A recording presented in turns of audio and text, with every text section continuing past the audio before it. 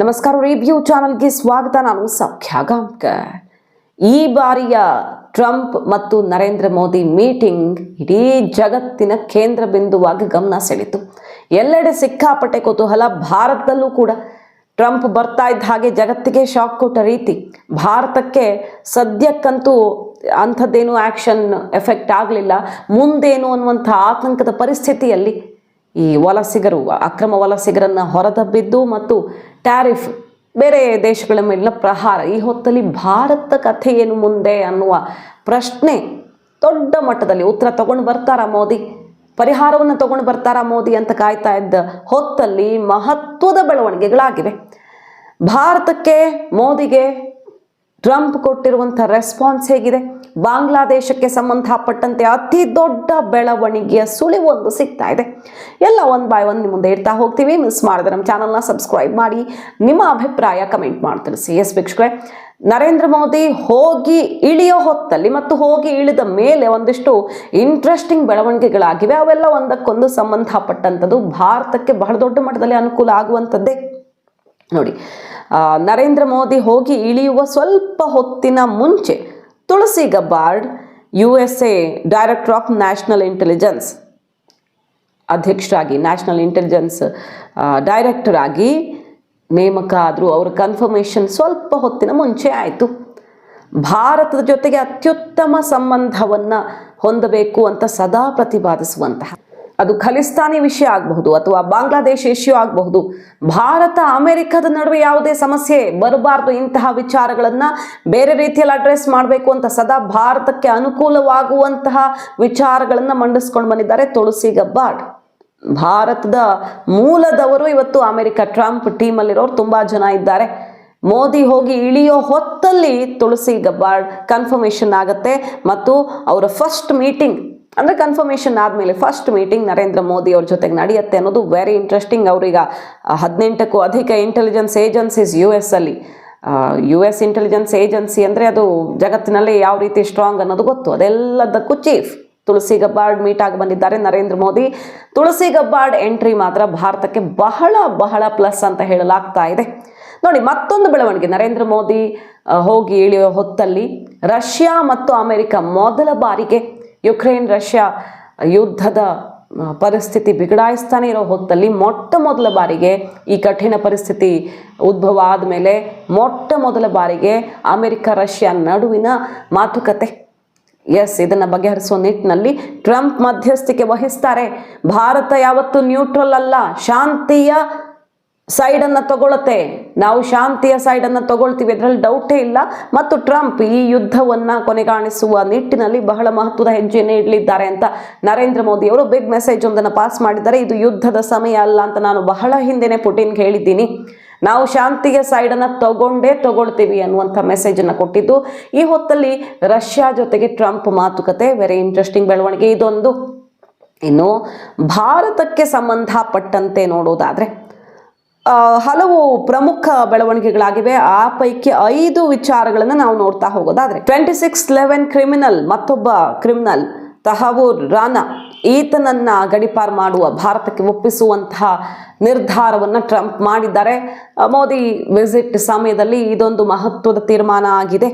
ಆತನನ್ನು ಇನ್ನೇನು ಕೆಲವು ವಾರಗಳಲ್ಲಿ ಭಾರತದ ಜೈಲಿಗೆ ತಂದು ಹಾಕಲಾಗತ್ತೆ. ಇದೊಂದು ಮಹತ್ವದ ಬೆಳವಣಿಗೆ. ಎಲ್ಲಕ್ಕಿಂತ ಪ್ರಮುಖವಾಗಿ ಬಾಂಗ್ಲಾದೇಶ ಏನಾಗಿದೆ, ಹಸೀನಾ ಹೊರಗೆ ಅಟ್ಟಿದ ಬಳಿಕ ಬಾಂಗ್ಲಾದೇಶದ ಪರಿಸ್ಥಿತಿ ಅನ್ನೋದು ಗೊತ್ತು. ಯೂನುಸ್ ಆಟಾಟೋಪಗಳು ಏನೇನು ಅನ್ನೋದು ಗೊತ್ತು. ಮೋದಿ ಟ್ರಂಪ್ ಭೇಟಿಯಾದ ಸಮಯದಲ್ಲಿ ದುಬೈಗೆ ಹಾರಿದ ಯೂನುಸ್. ಏನು ಚರ್ಚೆ ಆಗ್ತಾ ಇದೆ ಅಂತ ಕೇಳಿದ್ರೆ, ಬಹುಶಃ ಈತ ಕೂಡ ಓಡಿ ಹೋಗುವಂಥ ಕಠಿಣ ಪರಿಸ್ಥಿತಿ ಬರಬಹುದು ಅನ್ನೋ ಸುಳಿವು ಸಿಕ್ಕಿ ಕಾಲು ಕಿತ್ತಿದ್ದಾನೆ. ಅರಬ್ ರಾಷ್ಟ್ರಗಳ ನೆರವನ್ನು ಪಡೆದುಕೊಳ್ಳೋದಕ್ಕೆ ಯೂನುಸ್ ಗಡಿಬಿಡಿಯಲ್ಲಿ ಮೋದಿ ಅಮೆರಿಕದಲ್ಲಿರೋ ಹೊತ್ತಲ್ಲಿ ದುಬೈಗೆ ಹಾರಿದ್ದಾನೆ ಅನ್ನೋದೊಂದು ಕುತೂಹಲಕರ ಚರ್ಚೆ ನಡೀತಾ ಇದೆ. ಯಾಕಂದರೆ ಬಾಂಗ್ಲಾದೇಶದ ವಿಚಾರದಲ್ಲಿ ಎಲ್ಲವನ್ನ ಮೋದಿ ನೋಡ್ಕೊಳ್ತಾರೆ ಅಂತ ಟ್ರಂಪ್ ಕೊಟ್ಟಿರುವಂಥ ಅದೊಂದು ಸ್ಟೇಟ್ಮೆಂಟ್ ಈಗ ಸಂಚಲನ ಸೃಷ್ಟಿ ಮಾಡ್ತಿದೆ. ಬಾಂಗ್ಲಾದೇಶದಲ್ಲಿ ಪರಿಸ್ಥಿತಿ ಮಿತಿ ಮೀರಿ ಹೋಗಿದೆ. ಅಲ್ಲಿನ ದೌರ್ಜನ್ಯ, ಅಲ್ಲಿರುವಂಥ ಅಲ್ಪಸಂಖ್ಯಾತರ ಮೇಲಿನ ದಾಳಿ, ದೌರ್ಜನ್ಯ ಮಿತಿ ಮೀರಿದೆ. ಅಲ್ಲಿನ ವ್ಯವಸ್ಥೆಯೇ ಕುಸಿತವನ್ನು ಕಾಣ್ತಿದೆ. ಹೀಗಿರೋ ಹೊತ್ತಲ್ಲಿ ಜಾಯಿಂಟ್ ಪ್ರೆಸ್ ಮೀಟಲ್ಲಿ ನರೇಂದ್ರ ಮೋದಿಗೆ ಆ ಪ್ರಶ್ನೆ ಬರುತ್ತೆ, ಟ್ರಂಪ್ಗೆ ಆ ಪ್ರಶ್ನೆ ಬರುತ್ತೆ, ಬಾಂಗ್ಲಾದೇಶದ ಇಶ್ಯೂ ಬಗ್ಗೆ ಏನು ಮಾತುಕತೆ ನಡೆಸಿದ್ದೀರಿ ಅಂತ. ಅದ್ರ ಬಗ್ಗೆ ನಾನು ಮಾತಾಡಲ್ಲ, ಅದೆಲ್ಲವನ್ನ ಮೋದಿ ನೋಡ್ಕೊಳ್ತಾರೆ, ಬಾಂಗ್ಲಾದೇಶದ ವಿಚಾರವನ್ನು ಮೋದಿನೇ ನೋಡ್ಕೊಳ್ತಾರೆ ಅನ್ನುವಂಥ ಬಿಗ್ ಸ್ಟೇಟ್ಮೆಂಟ್ ಈಗ ಸಂಚಲನ ಸೃಷ್ಟಿ ಮಾಡಿರೋದು. ಬಾಂಗ್ಲಾ ವಿಚಾರದಲ್ಲಿ ಅಮೆರಿಕ ಭಾರತಕ್ಕೆ ದೊಡ್ಡ ಮಟ್ಟದಲ್ಲಿ ಬಲ ಕೊಟ್ಟಂಗೆ ಕಾಣಿಸ್ತಾ ಇದೆ ಮತ್ತು ಮೊದಲ ಬಾರಿಗೆ ಪಾಕಿಸ್ತಾನದ ವಿರುದ್ಧ ಭಯೋತ್ಪಾದಕತೆಯನ್ನು ಹತ್ತಿಕ್ಕೋ ನಿಟ್ಟಿನಲ್ಲಿ ಓಪನ್ ಸ್ಟೇಟ್ಮೆಂಟನ್ನು ಟ್ರಂಪ್ ಕೊಟ್ಟಿದ್ದಾರೆ ಅನ್ನೋದು ಕೂಡ ವೆರಿ ವೆರಿ ಇಂಟ್ರೆಸ್ಟಿಂಗ್. ಹಾಗೆ ವಲಸಿಗರ ವಿಚಾರಕ್ಕೆ ಬಂದರೆ, ವಲಸಿಗರ ವಿಚಾರದಲ್ಲಿ ಇಲ್ಲೆಲ್ಲ ಪ್ರತಿಪಕ್ಷಗಳು ಕೈ ಕಟ್ಟಿದ್ರು ಕಾಲು ಕಟ್ಟಿದ್ರು ಅನ್ನುವಂಥದ್ದನ್ನೇ ದೊಡ್ಡ ವಿಷಯ ಮಾಡೋದಕ್ಕೆ ಹೊರಟಿದ್ದು. ಭಾರತಕ್ಕೆ ಬೇಕಾಗಿರೋದು ಅಸಲಿಗೆ ಅಮೆರಿಕದ ಸ್ನೇಹ, ಉತ್ತಮ ಸಂಬಂಧ, ತೆರಿಗೆ ವಿಚಾರದಲ್ಲಿ ಸಮಸ್ಯೆಗಳಾಗದಂತೆ ನೋಡ್ಕೊಳ್ಳೋದು. ಅಕ್ರಮವಾಗಿ ಅಲ್ಲಿ ನುಸುಳಿದವ್ರನ್ನ ಮೆರವಣಿಗೆ ಮಾಡಿ ಕಳಿಸ್ಕೊಡಿ ಅನ್ನೋದಲ್ಲ ಇಲ್ಲಿ ಇಂಪಾರ್ಟೆಂಟ್. ಅದನ್ನು ಜೈಶಂಕರ್ ಸೆಷನ್ನಲ್ಲೇ ಹೇಳಿದರು. ನಾವೀಗ ಗಡಿಪಾರು ಮಾಡಿದ ರೀತಿಯ ಬಗ್ಗೆ ಅಲ್ಲ, ಗಡಿಪಾರು ಈ ಅಕ್ರಮ ವಲಸೆ ಹೋಗ್ತಾರಲ್ಲ ಅಂಥವ್ರನ್ನ ತಡೆಯೋ ಬಗ್ಗೆ, ಆ ಏಜೆನ್ಸಿಗಳು ಯಾರ್ಯಾರು ವಂಚಿಸ್ತಾರಲ್ಲ ಅಂಥವ್ರನ್ನ ಮಟ್ಟ ಹಾಕೋ ಬಗ್ಗೆ ಯೋಚಿಸಬೇಕು ಒಗ್ಗಟ್ಟಿನಿಂದ ಅನ್ನುವಂಥ ಸ್ಟೇಟ್ಮೆಂಟ್ ಕೊಟ್ಟಿದ್ರು. ಮೊದಲಿಂದ ಹೇಗೆ ಗಡಿಪಾರು ಮಾಡ್ತಿದ್ರು ಅದೇ ಪ್ರಾಸೆಸ್ ಈಗೂ ಕಂಟಿನ್ಯೂ ಆಗ್ತಿದೆ. ಇದೇನು ಹೊಸದಲ್ಲ. ಪ್ರತಿ ವರ್ಷ ಸುಮಾರು 10 ವರ್ಷದ ಲೆಕ್ಕ ಕೊಡ್ತಾರೆ, ಎಷ್ಟೆಷ್ಟು ಜನರನ್ನು ಗಡಿಪಾರು ಮಾಡಲಾಗಿದೆ, ಈಗ ಯಾಕೆ ಇದು ಇಶ್ಯೂ ಆಗುತ್ತೆ ಹೊಸದಾಗಿ ಅನ್ನುವಂಥ ಆನ್ಸರನ್ನು ಜೈಶಂಕರ್ ಕೊಟ್ಟಿದ್ರು. ಅದನ್ನೇ ಮೋದಿ ಹೇಳಿರೋದು. ನಾವು ಯಾವತ್ತೋ ಒಪ್ಕೊಂಡಿದ್ದೀವಿ ಅವರನ್ನು ವಾಪಸ್ ಕರ್ಕೊಳ್ಳೋದಕ್ಕೆ, ಯಾರ್ಯಾರು ಇಲ್ಲಿಗಲ್ ಆಗಿ ಅಮೆರಿಕದಲ್ಲಿ ಸಿಕ್ಕಿದ್ದಾರೋ ಅವರೆಲ್ಲರನ್ನ ವಾಪಸ್ ತಗೊಳ್ಳೋದಕ್ಕೆ ನಾವು ಅವತ್ತೇ ನಿರ್ಧಾರ ಮಾಡಿದ್ದೀವಿ ಮತ್ತು ಅದನ್ನು ನಡೆಸ್ತಾ ಇದ್ದೇವೆ ಅನ್ನೋ ಮೂಲಕ ಜಾಯಿಂಟ್ ಪ್ರೆಸ್ ಮೀಟಲ್ಲಿ ಈ ಇಲ್ಲೀಗಲ್ ಇಮಿಗ್ರೇಷನನ್ನು ಸಂಪೂರ್ಣವಾಗಿ ಹತ್ತಿಕ್ಕುವಂತಹ ನಿರ್ಧಾರವನ್ನು ಕೂಡ ಮಾಡಲಾಗಿದೆ.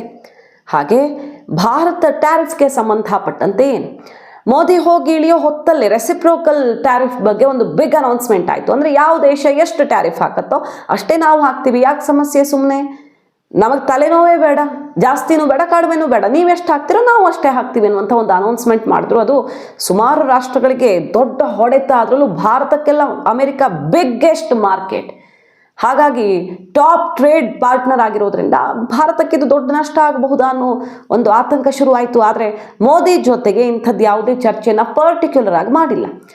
ಈ ಅನೌನ್ಸ್ಮೆಂಟ್ ನಿಜ ಆಗಿದ್ದೇ ಹೋದಾದರೆ ಏಪ್ರಿಲಿಂದ ಜಾರಿಯಾಗೋ ಸಾಧ್ಯತೆ ಇದೆ. ಆದರೆ ಭಾರತ ಈಗಾಗಲೇ ತನ್ನ ಬಜೆಟಲ್ಲಿ ಟ್ರಂಪ್ ಇಂಥದ್ದೆಲ್ಲ ಘೋಷಣೆ ಮಾಡಬಹುದು, ಅನುಸರಿಸಬಹುದು ಅಂತಾನೆ ಅಮೆರಿಕ ಮೇಲಿನ ತೆರಿಗೆಯಲ್ಲಿ ಸ್ವಲ್ಪ ಕಡಿತ ಮಾಡಿದೆ. ಯಾಕಂದರೆ ಭಾರತ 12% ಟ್ಯಾಕ್ಸ್ ಹಾಕುತ್ತೆ ಅಮೆರಿಕ ಮೇಲೆ. ಅಮೆರಿಕ ಭಾರತ ಮೇಲೆ ಹಾಕೋದು 3-4%, ಬಹುತೇಕ 3%. ನೋಡಿ, ಈ ಲಿಸ್ಟ್ ನೋಡಿದ್ರೆ ಗೊತ್ತಾಗುತ್ತೆ, ಕಂಪೇರ್ ಮಾಡಿ ನೋಡಿ. ಭಾರತ ಹಾಕುವಂಥ ಟ್ಯಾರಿಫ್ಗೂ US ಟ್ಯಾರಿಫ್ಗೂ ಯಾವ ರೀತಿ ವ್ಯತ್ಯಾಸ ಇದೆ, ಭಾರತ ಎಷ್ಟು ದೊಡ್ಡ ಪ್ರಮಾಣದಲ್ಲಿ ಹಾಕತ್ತೆ ಅಂತ. ಅದಕ್ಕೆ ಈಗ ಅಮೆರಿಕ ಅನಿವಾರ್ಯವಾಗಿ ನಾವು ನಮ್ಮ ಸ್ಟೆಪ್ ತಗೊಳ್ತೀವಿ ಅಂತ ಹೊರಟಿರೋದು. ಆದರೆ ಭಾರತ ನೆಗೋಷಿಯೇಟ್ ಮಾಡ್ತಿರೋದು ಹೇಗೆ? ನಾವು ದೊಡ್ಡ ಪ್ರಮಾಣದಲ್ಲಿ ಖರೀದಿಸ್ತೀವಿ ನಿಮ್ಮಿಂದ, ಆಯಿಲು, ಗ್ಯಾಸು, ಬೇರೆ ಬೇರೆ ಈ ಯುದ್ಧೋಪಕರಣಗಳು ದೊಡ್ಡ ಪ್ರಮಾಣದಲ್ಲಿ ಖರೀದಿಸ್ತೀವಿ. ಆಗ ಅಲ್ಲಿಗೆ ಸರಿ ಹೋಗುತ್ತಲ್ಲ. ಕಡಿಮೆ ಹಾಕಿದ್ರೂ ಹೆಚ್ಚಿಗೆ ಖರೀದಿ ಮಾಡಿದಾಗ ನಿಮಗೆ ಡಿಫಿಸಿಟ್ ಆಗಲ್ಲ. ಈಗಿರುವಂಥ ಟ್ರೇಡ್ ಡಿಫಿಸಿಟ್ ಸಮಸ್ಯೆಯನ್ನು ಪರಿಹಾರ ಮಾಡಿಕೊಳ್ಳಬಹುದು ಅನ್ನುವಂಥ ಅಭಯವನ್ನು ಕೊಟ್ಟು ನಮಗೂ ತೊಂದರೆ ಆಗದಂತೆ, ಅಮೆರಿಕ ಕಣ್ಣು ಕೆಂಪಾಗದಂತೆ ಬ್ಯಾಲೆನ್ಸಿಂಗ್ ಫಾರ್ಮುಲಾ ಒಂದನ್ನು ಈಗ ರೆಡಿ ಮಾಡಿದ್ದಾರೆ ಮೋದಿ. ನೋಡಿ, ಬೆವರೇಜ್ ಮತ್ತು ಟೊಬ್ಯಾಕೊ ಮೇಲೆ ಭಾರತ 74.5% ಹಾಕತ್ತೆ, ಅದೇ US 17%. ಮತ್ತು ಆಯಿಲ್ ಸೀಡು, ಬೇರೆ ಬೇರೆ ಫ್ಯಾಟ್ಸ್ ಮೇಲೆ 60% ಭಾರತ ಹಾಕಿದ್ರೆ ಅಮೆರಿಕ 7%. ಮೀಟ್ ಮತ್ತು ಲೈವ್ ಆ್ಯನಿಮಲ್ಸ್ ಮೇಲೆ 32% ಭಾರತ ಹಾಕೋದು, ಅಮೆರಿಕ 2%. ಲೆದರ್ ಮೇಲೆ 15% ಭಾರತ ಹಾಕಿದ್ರೆ 4% America tariff. Textiles 16% Bharat, 8% America. So ಬಹಳ ದೊಡ್ಡ ಪ್ರಮಾಣದಲ್ಲಿ, ಅದಕ್ಕೆ ಭಾರತವನ್ನು ಟ್ಯಾರಿಫ್ ಕಿಂಗ್ ಅಂತ ಆಕ್ರೋಶ ವ್ಯಕ್ತಪಡಿಸಿತ್ತು ಅಮೆರಿಕ ಹಿಂದೆಲ್ಲ. ಈಗ ಅನಿವಾರ್ಯವಾಗಿ ನೀವು ಎಷ್ಟು ಹಾಕ್ತಿರೋ ಅಷ್ಟೇ ಹಾಕ್ತೀವಿ ಅಂತ ಸಿಡ್ದೆದ್ದಿರುವಾಗ ಇಡೀ ಜಗತ್ತಿನ ಎಲ್ಲ ರಾಷ್ಟ್ರಗಳಿಗೂ ಟ್ರಂಪ್ ರೆಸಿಪ್ರೋಕಲ್ ಟ್ಯಾರಿಫ್ ಅನ್ನುವಂಥ ಸಂದೇಶವನ್ನು ಕೊಟ್ಟಿರೋ ಹೊತ್ತಲ್ಲಿ ನಾವು ಜಾಸ್ತಿ ಖರೀದಿಸ್ತೀವಿ ಅನ್ನುವಂಥ ಫಾರ್ಮುಲಾವನ್ನು ಇಟ್ಟು ಬಂದಿದ್ದಾರೆ ಮೋದಿ. ಹಾಗಾಗಿ ನಮಗೆ ಬಹಳ ನಷ್ಟ ಆಗುತ್ತೆ. ಭಾರತ ಟ್ಯಾರಿಫ್ ಕಿಂಗ್, ಯಾವ ದೇಶನೂ ಇಷ್ಟು ಟ್ಯಾರಿಫ್ ಹಾಕಲ್ಲ ಅಂತ ವಾಗ್ದಾಳಿ ನಡೆಸಿದ್ರು ಟ್ರಂಪ್, ನೆನಪಿದೆ ನಮಗೆ. ಈಗಲೂ ಕೂಡ ಅದನ್ನೇ ಹೇಳ್ತಾ ಇದ್ದಾರೆ. ಸೊ ನಾವು ಈಕ್ವಲ್ ಆಗಿ ಟ್ಯಾರಿಫ್ ಹಾಕಿಬಿಟ್ರೆ ಮುಗಿದು ಹೋಯ್ತಲ್ಲ ಅನ್ನುವ ಸ್ಟೇಟ್ಮೆಂಟು ಭಾರತಕ್ಕೇನು ಹಾನಿ ಆಗಬಹುದು, ಆ ವಿಚಾರವೂ ಕೂಡ ಚರ್ಚೆಯಾಗಿದೆ. ಎರಡೂ ಕಡೆಯಿಂದ ಟ್ಯಾರಿಫ್ ವಿಚಾರದಲ್ಲಿ ಸಮಸ್ಯೆಯಾಗದಂತೆ, ಟ್ರೇಡ್ ವಾರ್ ಸೃಷ್ಟಿಯಾಗದಂತೆ ಮ್ಯಾನೇಜ್ ಮಾಡುವಂಥ ಒಂದು ನಿರ್ಧಾರ ಮಾಡಿದ್ದಾರೆ. ಏನು ಔಟ್ಕಮ್ ಬರುತ್ತೆ ನೋಡಬೇಕು. ಯಾಕಂದರೆ ಭಾರತ ಹೆಚ್ಚೆಚ್ಚು ಆಯಿಲು, ಗ್ಯಾಸ್ ಮತ್ತು ಈ ಜೆಟ್ಗಳು, ಯುದ್ಧೋಪಕರಣಗಳು ಇದನ್ನೆಲ್ಲ ಖರೀದಿಸುವಂಥ ಮಾತು ಕೊಟ್ಟು ಬಂದಿದೆ ಅಮೆರಿಕಕ್ಕೆ. ಅಂದರೆ ಟ್ರಂಪ್ ಜೊತೆ ಮೋದಿ ಈ ಮಾತು ಕೊಟ್ಟು ಬಂದಿದ್ದಾರೆ. ಹೆಚ್ಚೆಚ್ಚು ಖರೀದಿ ಮಾಡುವ ಒಪ್ಪಂದ ಮಾಡಿಕೊಂಡಿರೋದ್ರಿಂದಾಗಿ ಭಾರತಕ್ಕೆ ತಕ್ಕ ಮಟ್ಟಿನ ರಿಲೀಫ್ ಸಿಗಬಹುದು. ದೊಡ್ಡ ಹೊಡೆತ ಕೊಡೋದಕ್ಕೆ ಹೋಗಲಿಕ್ಕಿಲ್ಲ ಅನ್ನೋದು ಈಗ ಎಕ್ಸ್ಪರ್ಟ್ಗಳ ಒಪಿನಿಯನ್. ಭಾರತ ಅಮೆರಿಕಕ್ಕೆ ಹೇರ್ತಿರುವಂಥ ತೆರಿಗೆಯ ಮುಂದೆ ಏನೂ ಇಲ್ಲ ಅನ್ನೋದು. ಹಾಗೆ ಟ್ರೇಡ್ ಡಿಫಿಸಿಟ್ ಇದೆ ಅಮೆರಿಕಕ್ಕೆ, ನಾವು ಸರ್ಪ್ಲಸ್ ಇದ್ದೀವಿ. ಅದು ಅಮೆರಿಕದ ಕಣ್ಣು ಕೆಂಪು ಮಾಡಿರೋದು. ಭಾರತ ತನ್ನಿಂದ ಲಾಭ ಮಾಡ್ಕೊಳ್ತಿದೆ, ತನಗೆ ಡಿಫಿಸಿಟ್ ಆಗ್ತಿದೆ ಅಂತ.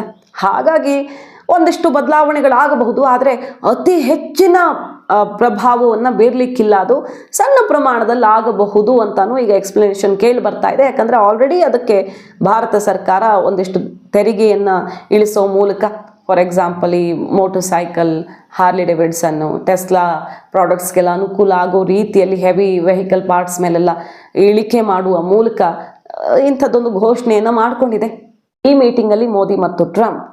ಇನ್ನು ನೆಗೋಷಿಯೇಷನ್ ಅಂತ ಬಂದಾಗ ಯಾರು ಬೆಟರ್ ಅನ್ನುವಂಥ ಪ್ರಶ್ನೆಗೆ, ಮೋದಿ ನೆಗೋಷಿಯೇಟ್ ಮಾಡೋದ್ರಲ್ಲಿ, ಚೌಕಾಸಿ ಮಾಡೋದ್ರಲ್ಲಿ ಅವರನ್ನು ನಾನು ಮ್ಯಾಚ್ ಮಾಡೋಕೆ ಆಗಲ್ಲ, ಅದನ್ನ ಕಂಪೇರ್ ಮಾಡೋಕ್ಕಾಗಲ್ಲ. ನೆಗೋಷಿಯೇಷನ್ ಅಂತ ಬಂದಾಗ ಮೋದಿನ ಮ್ಯಾಚ್ ಮಾಡೋಕ್ಕಾಗಲ್ಲ ಅಂತ ಟ್ರಂಪ್ ಆಡಿರೋ ಮಾತುಗಳು. Mr. President, you spoke about Prime Minister Modi as a tough negotiator. Who was a tougher negotiator today and who has a better negotiating tactic when it comes to tariffs? Oh, he's a much tougher negotiator than me, and he's a much better negotiator than me. There's not even a contest. ಕೆಲವೊಂದು ದೃಶ್ಯಗಳು Modi Trump ಬಹಳ close, ಹಾಗೆ personally ಅವರ ನಡುವೆ ಬಹಳ ಉತ್ತಮವಾದ ಸಂಬಂಧ ಇದೆ. ಅದು ದೇಶದ ನಿಟ್ಟಿನಲ್ಲೂ ಅನುಕೂಲ ಆಗುತ್ತಾ ಅನ್ನೋದೇ ವಿಚಾರ ಇರೋದಲ್ವಾ. ಈ ವಿಸಿಟ್ ಅಲ್ಲಿ ಮೋದಿಗೆ ಕೊಟ್ಟಿರುವಂಥ ಉಡುಗೊರೆ, ಹೌಡಿ ಮೋದಿ ಕಾರ್ಯಕ್ರಮದ ಫೋಟೋಸ್ ಎಲ್ಲ ಆಲ್ಬಮ್ ಮಾಡಿ ಸಹಿ ಹಾಕಿ ನಮ್ಮಿಬ್ಬರ ಪಯಣ ಒಟ್ಟಿಗೆ ಸಾಗಲಿ ಅನ್ನುವಂಥ ಬರಹವನ್ನು ಬರೆದು ಕೊಟ್ಟಿದ್ದಾರೆ. ಮೋದಿ ಹೇಳೋದಕ್ಕೆ ಹೋದಾಗ ಚೇರನ್ನು ಹಿಂದೆ ಪುಲ್ ಮಾಡ್ತಾರೆ. ಆ ದೃಶ್ಯ ಅಂತೂ ಸಿಕ್ಕಾಪಟ್ಟೆ ಚರ್ಚೆ ಆಗ್ತಿದೆ. ಈ ರೀತಿ ಒಬ್ಬ ನಾಯಕನನ್ನು ಟ್ರೀಟ್ ಮಾಡ್ತಾರೆ ಅಂದರೆ ಅದು ಮೋದಿಯಿಂದ ಮಾತ್ರ, ಟ್ರಂಪ್ ಬೇರೆ ನಾಯಕರನ್ನು ಯಾರನ್ನೂ ಈ ರೀತಿ ನಡೆಸ್ಕೊಳ್ಳಲ್ಲ ಅನ್ನುವಂಥದ್ದೆಲ್ಲ ಚರ್ಚೆ ಆಗ್ತಿದೆ. ಬಟ್ ಭಾರತಕ್ಕೆ ಇಷ್ಟೇ ಲಾಭವೂ ಆಗಲಿ, ಇವರಿಬ್ಬರ ವೈಯಕ್ತಿಕ ಸ್ನೇಹ ಭಾರತಕ್ಕೂ ಕೂಡ ದೊಡ್ಡ ಮಟ್ಟದ ಲಾಭವನ್ನು ತರಲಿ ಅನ್ನೋದೊಂದು ನಿರೀಕ್ಷೆ ಇದೆ. ಅದರಲ್ಲಿ ಬಹುತೇಕ ಯಶಸ್ವಿಯಾದ್ರ ಮೋದಿ ಈ ವಿಸಿಟಲ್ಲಿ ವಿಶೇಷವಾಗಿ ನಮ್ಮ ಅಕ್ಕಪಕ್ಕದ ರಾಷ್ಟ್ರಗಳನ್ನು ನಿಯಂತ್ರಿಸೋ ನಿಟ್ಟಿನಲ್ಲಿ ಬಾಂಗ್ಲಾ, ಪಾಕಿಸ್ತಾನಕ್ಕೆ ಈ ಮೀಟಿಂಗ್ ಶಾಕಿಂಗ್ ಅಂತಾನೆ ಹೇಳಬಹುದು. ಹಾಗೆ ಚೀನಾಗೆ ಪರ್ಯಾಯವಾಗಿ ತಮಗೊಂದು ದೊಡ್ಡ ಅವಕಾಶದಂತೆ ಈಗ ಭಾರತವನ್ನು ನೋಡ್ತಾ ಇರೋದ್ರಿಂದ, ಈಗಾಗಲೇ ಟ್ಯಾರಿಫ್ ಸಿಡಿಲಾಘಾತವನ್ನೇ ಚೀನಾಗೆ ಅಮೆರಿಕ ಕೊಟ್ಟಿರೋದ್ರಿಂದ ಭಾರತದ ಮೇಲಿನ ಪ್ರಹಾರ ಭಯಂಕರವಾಗಿರ್ಲಿಕ್ಕಿಲ್ಲ, ಸ್ವಲ್ಪ ಮಟ್ಟಿಗೆ ಇದ್ದೇ ಇರುತ್ತೆ.